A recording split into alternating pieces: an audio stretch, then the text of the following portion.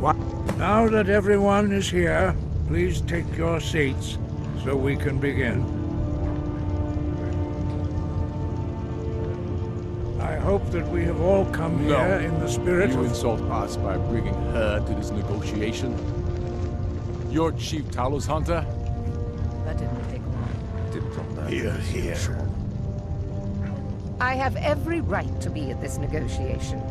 I need to ensure that nothing is agreed to here that violates the terms of the White Gold Concordat. She's part of the Imperial delegation. You can't dictate who I bring to this council. Please, if we have to negotiate the terms of the negotiation, we will never get anywhere. Perhaps this would be a good time to get the Dragonborn's input on this matter. By Izmir's beard, the nerve of those Imperial bastards, eh? To think that I would sit down at the same table with that. Thalmor bitch. Either she walks or I do.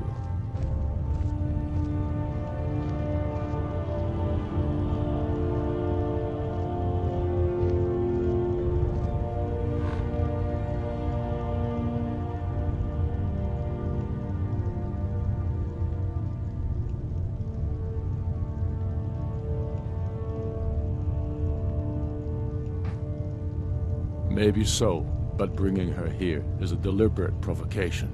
Tullius needs to know I won't be pushed around. Someone sitting down with us.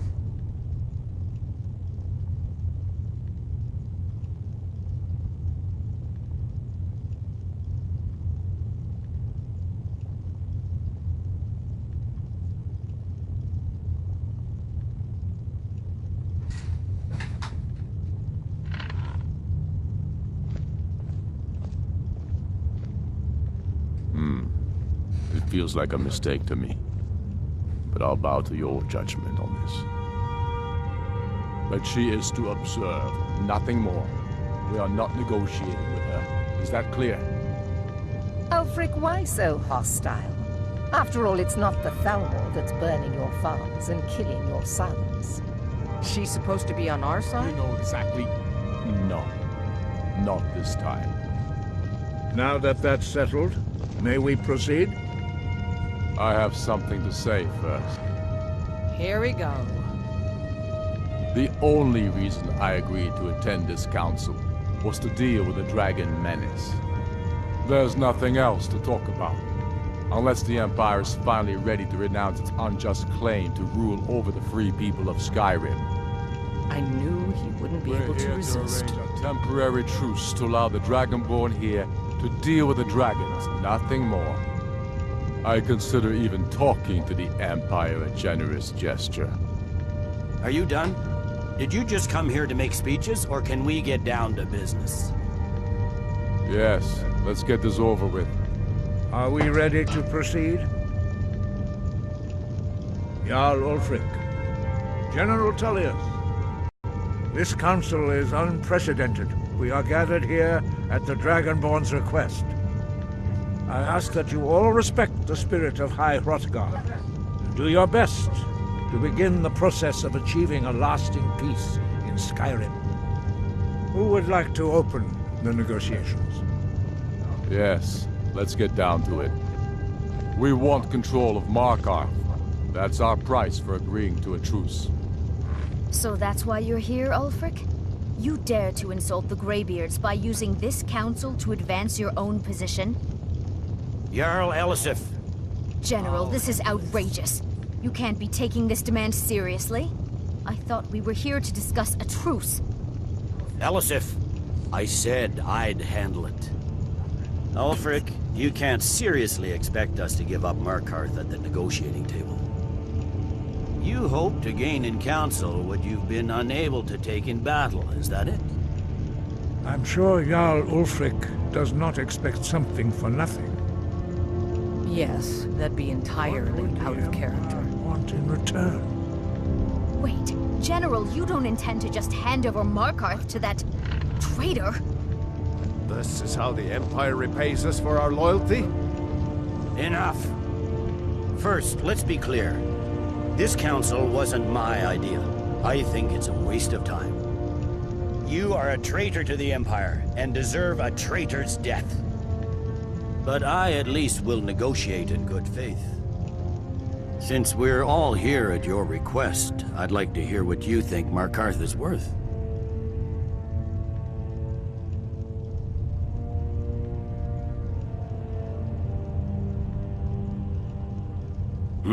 The rift would help secure our communications with Cyrodiil, and threatened Ulfric's southern flank. You heard the man, Ulfric. We've made you a fair offer. Are you serious about these talks, or are you just here to posture? I expected better from you, Dragonborn. I came here in good faith, and now it seems you help the Empire at every turn. As for you, General Tullius, I see now that Galmar was right. Talking to the Empire is just as useless as ever. If you think you can hold Markarth, you're as deluded as your Emperor when he signed away our freedom to the Thalmor. Skyrim will never again bow to your false empire. Let's go, Galmar. I should have listened to you in the first place. You always were a fool, Ulfric. You're no better at diplomacy than you are in the battlefield. Stop! Are you so blind to our danger that you can't see past your petty disagreements? Here you sit arguing about nothing, while the fate of the land hangs in the balance. Is he with you, Delphine? If so, I advise you to tell him to watch his tongue. He is with me. And I advise you both to listen to what he has to say before you do anything rash. Don't you understand the danger? Don't you understand what the return of the dragons means?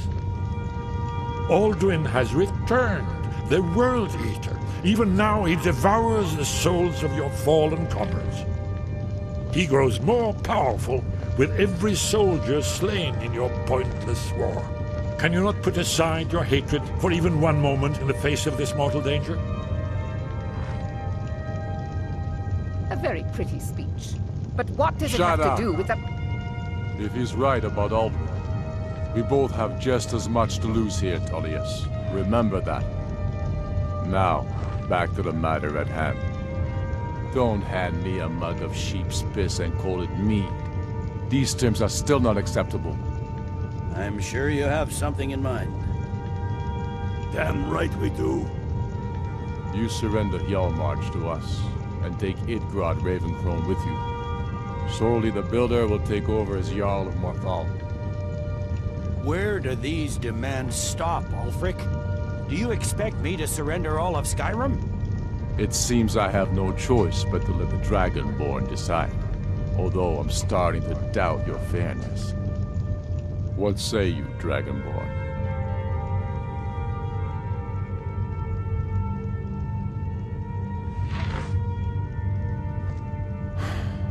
Even the Dragonborn betray Skyrim. I don't. These terms are not acceptable. You know that. I'm listening. Don't play dumb, Tullius. Bah, this is a waste of time. I can see that we won't get better terms from this council. So be it. The Sons of Skyrim at least put the greater good above our own interests. It seems we may have an agreement. Jarl Ulfric, General Tullius, these are the terms currently on the table. Markarth will be handed over to Ulfric's forces, Jarl Igmund will step down, and Thangvor Silverblood will become the Jarl of Markarth. The Stormcloaks will withdraw from the rift, allowing Imperial troops unhindered access. Jarl Leila Lawgiver will step down, and Maven Blackbriar will become the Jarl of Riften. You both agree to this? I shouldn't agree to terms that so blatantly favor the Empire. I have no choice, though, under the circumstances.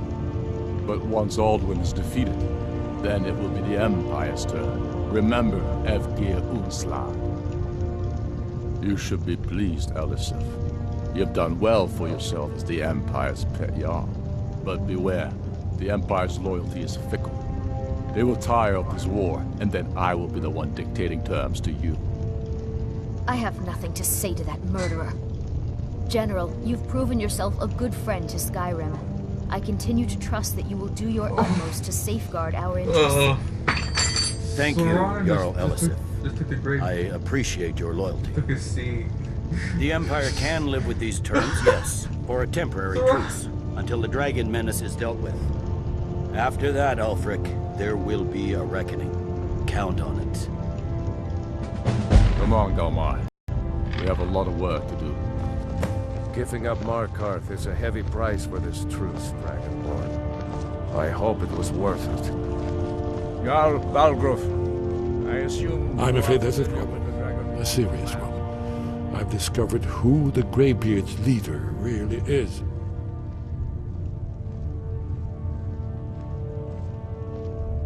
All well and good, but did you know that he was Alduin's chief lieutenant in ancient times? Responsible for terrible atrocities. It's true that his crimes are long in the past, but justice does not count the passage of years. The Blades have been hunting him for centuries, but he was protected by the Greybeards, and then the Emperors. Justice demands that he die for his crimes.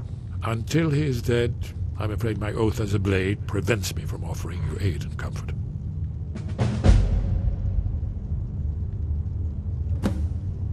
I anticipated the problem. While you were arranging this meeting, I was busy in the library of Skyrim Temple, an unguessed trove of lost lore. But the important thing is that the Blades recorded many of the names of dragons they slew. Cross-referencing this with Delphine's map of dragon burial sites, I believe I've identified one of the dragons that Alduin has raised up. Don't you see? The names of dragons are always 3 words of power, shouts. By calling the dragon with the voice, he will hear you wherever he might be. He's not compelled to, but dragons are prideful by nature and loath to refuse a challenge. Your voice in particular is likely to intrigue this dragon after your victory over Alduin. I think it's very likely that he will be unable to resist investigating your call. Ah, indeed. I'm no master of the voice, like these worthy gentlemen, but it is written here in this scroll. Oda Ving, winged snow hunter, as I read it. Ready to pull my part. Just say the word. My men will help you spring this trap. The difficulty is how to lure a dragon. Well, that's an excellent question. You haven't overlooked that little detail, have you? Ah, I believe I can be